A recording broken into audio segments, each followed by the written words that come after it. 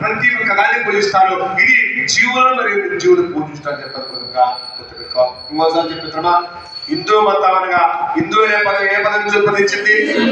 Excellent అనగా ప్రపంచంలోనే అత్యధికంగా అతి ప్రాచీన మతంగా ఏ మతం గుర్తించబడింది? హిందూ మతం. విశ్వమానవ మూల సూత్రాలపై ఏర్పడింది హిందూ మతం. ప్రజల యొక్క జీవన విధానమే హిందూ మతం.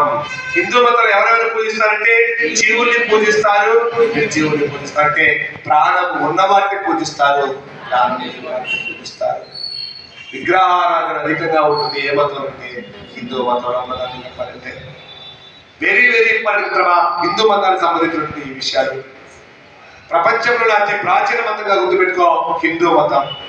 అందుకే నేను టెక్స్ట్ రాశాను ప్రధానంగా హిందూ మతం యొక్క ముఖ్యమైనటువంటి గ్రంథాలు, హిందూ మత పవిత్ర గ్రంథాలు అని చెప్పేసి ఒక 5 గ్రంథాలు ఇచ్చాడు మిత్రమా.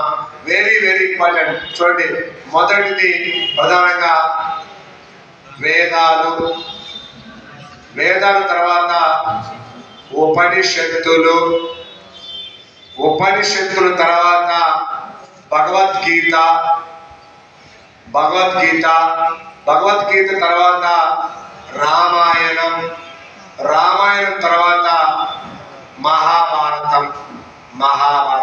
వీటి హిందూ మత పవిత్ర గ్రంథాలు అంటారు మిత్రమా. వేదాలు, ఉపనిషత్తులు, భగవద్గీత, రామాయణం, మహాభారతం. ఏమిటి చెప్పండి ఒకసారి? వేదాలు, ఉపనిషత్తులు,